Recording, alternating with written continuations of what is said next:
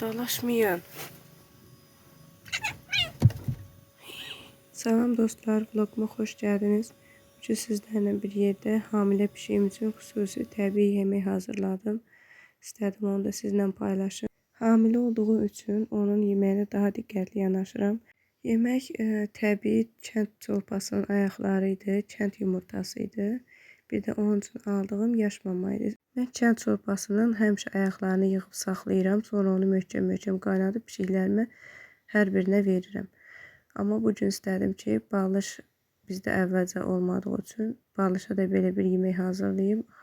Balış hamilə olandan onun yeməyinə daha diqqətli yanaşıram ki, balaları sağlam böyüsün. Bu çolpanın suyunu da dəyərləndirdim, suyunu da verdim istilər. Amma duzlu olmasa daha yaxşıdır. Belə dostlar, videolarımı bəyənirsinizsə, pişikləri sevirsinizsə, kanalımıza abunə olun.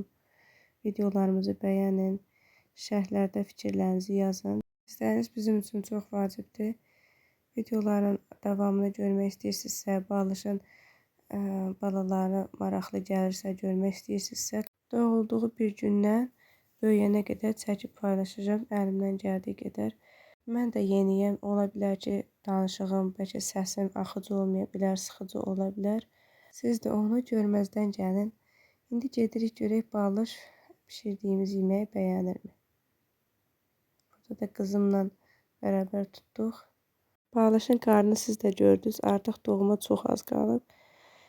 İnşallah ki, sağlam bəbişlər gələr. O biri bəbələr kimi bunlar da sağlam doğurlar. Bilirsiniz, balışın ikinci doğumudur. Balışın bundan əvvəl 4 dənə balası var idi. Hər birini sahibləndirdik.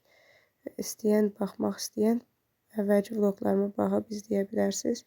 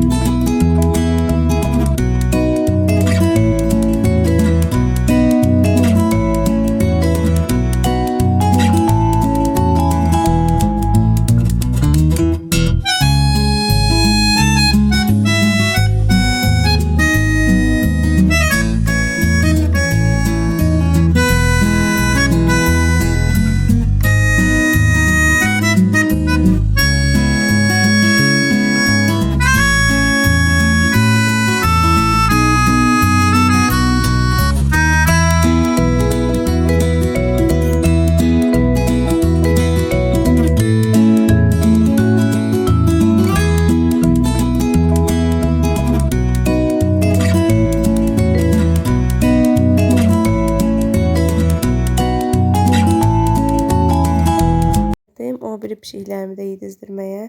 Balış içəridə yeyirdi. Mən də bunları ayrı-ayrı yedizdirdim, amma simboşum yox idi. Hərəsinə 2-2 ayırmışdım. Simboşum getdiyi üçün onun payını da ayrı saxladım. Sonra gələndə onu da yedizdirdim. Amma onu çəkməmişəm, yadımdan çıxdı.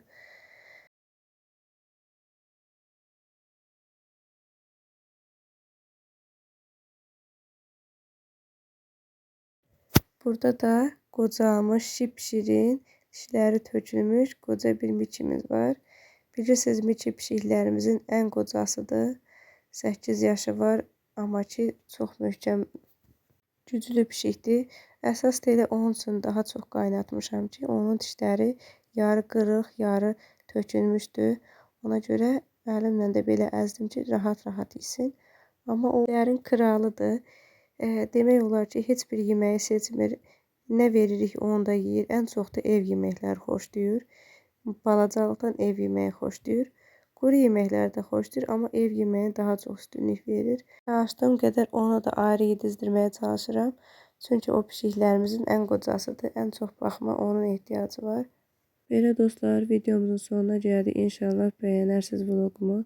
Gələn vloglarda görüşərik. Özünüzə də, pişiklərinizə də yaxşı baxın. Sağ olun.